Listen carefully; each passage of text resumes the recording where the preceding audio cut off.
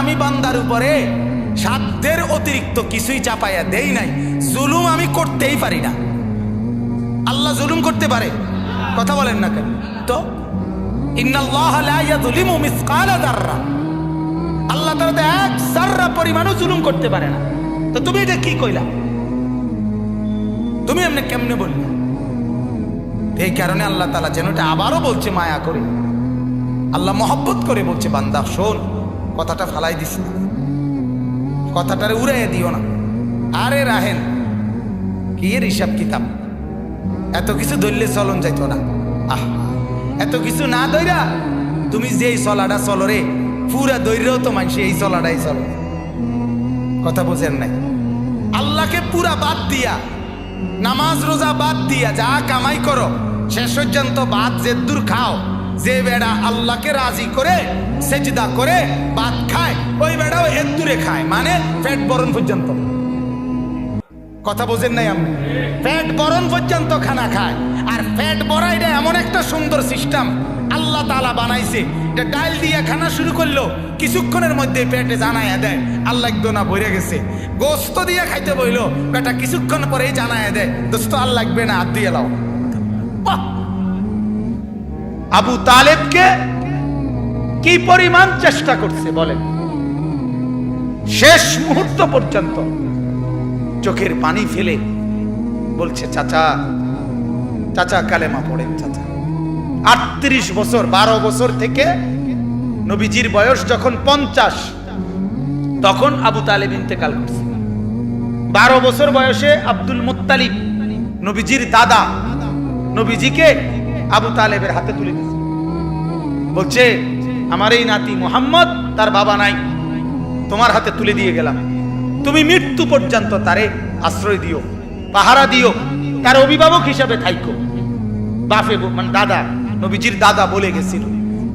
সেই 12 বছর বয়স থেকে 38 বছর এক টানা, মানে 50, নবীজির বয়স যখন 50, তখন আবু তালেব ইন্তেকাল করছে।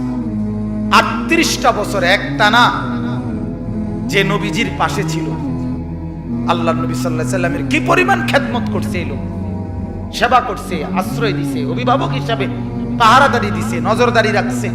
মক্কার কুরাইশরা চূড়ান্ত ভাবে রাসূলুল্লাহ সাল্লাল্লাহু আলাইহি সাল্লামকে চূড়ান্ত ভাবে কোনোদিন হত্যা করার সিদ্ধান্ত আবু তালেব থাকাকালীন নিতে পারে নাই।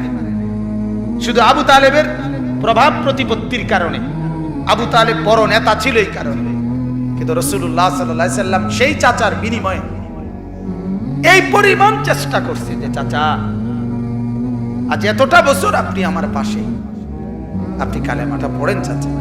আবু তালেব বলছে, না ভাতিজা, বংশের মুখে চুনকালি মাখতে পারুন না, বংশের কাছে বেইজ্জতি হব, সমাজের কাছে ঘৃণিত হয়ে যাব, আমার নেতৃত্ব থাকবে না, মৃত্যুর পরেও আমি স্মরণীয় নেতা হতে চাই, মৃত্যুর পরে, অর্থাৎ কুরাইশের নেতাই থাকতে চাই। নাউজুবিল্লাহ।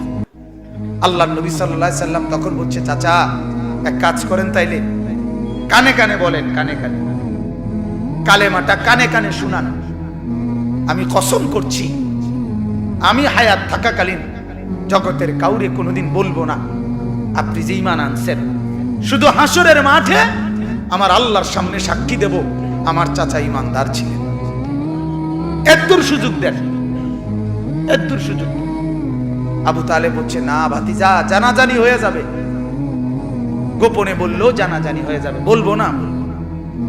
সর্বশেষ আল্লাহ নবী সাল্লাল্লাহু আলাইহি সাল্লাম অঝরে চোখের পানি ছেড়ে দিছে, কাঁদতে কাঁদতে বলছেন, চাচা আপনি যদি ঈমান হারা হয়ে কবরে যান, আপনার কবরে আযাব হবে, আপনার জাহান্নামে আযাব হবে, আর আমি ভাতিজা মুহাম্মদ সেটা কেমনে সহ্য করুম চাচা? আপনি আগুনে জ্বলবেন, আমি এটা মেনে নেব কেমনে, মনটারে বুঝাই কেমনে চাচা? এই জন্য না এত বেশি আহাজারি করতেছি চাচা, আপনি পড়েন না কালেমা। আবু তালেব তখন বলছে, আন-নারু খায়রুম মিনাল আর। নাউজুবিল্লাহ। আবু তালেব বলছে, মুহাম্মদ, সমাজের কাছে বেইজ্জতি হওয়া এটার চাইতে আগুনে জ্বলা এটা ভালো। আন-নারু খায়রুম মিনাল আম। সমাজের কাছে আর মানে লজ্জিত, লজ্জিত হওয়ার চাইতে জাহান্নামের আগুনে জ্বলবো এটা ভালো। আবু তালেব বলল, মুহাম্মদ জাহান্নামের আগুনে প্রয়োজনে জ্বলবো, কিন্তু বেজ্জতি হইতে দিতাম না। কার কাছে? সমাজের কাছে। কার কাছে বলেন না? আল্লাহর নবী সাল্লাল্লাহু আলাইহি সাল্লাম হাদিসের মধ্যে আছে, এরপরে আবু তালেব ইন্তেকাল করছে, মারা গেছে। মারা যাওয়ার পরেও নবী এবার বলতেছে, চাচা এবার আমি আল্লাহর কাছে আপনার কাছে আপনার জন্য ইস্তেগফার করব, যতক্ষণ আমার আল্লাহ আমারে নিষেধ না করে ততক্ষণ আমি আপনার জন্য।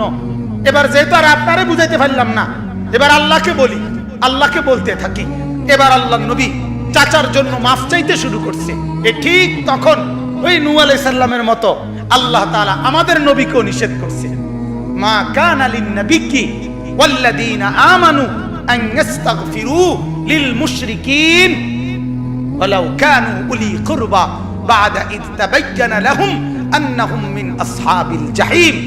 আল্লাহ বলেন, নবী আপনার জন্য উচিত হবে না, কোন ঈমানদারের জন্য উচিত হবে না, তার সবচেয়ে নিকটতম জন যদি কুফরি অবস্থায় মুশরিক অবস্থায় মৃত্যুবরণ করে, তার জন্য আমার কাছে মাফ চাওয়া এটা আপনি এবং আপনার ঈমানদার অনুসারী কারো জন্য জায়েজ নাই।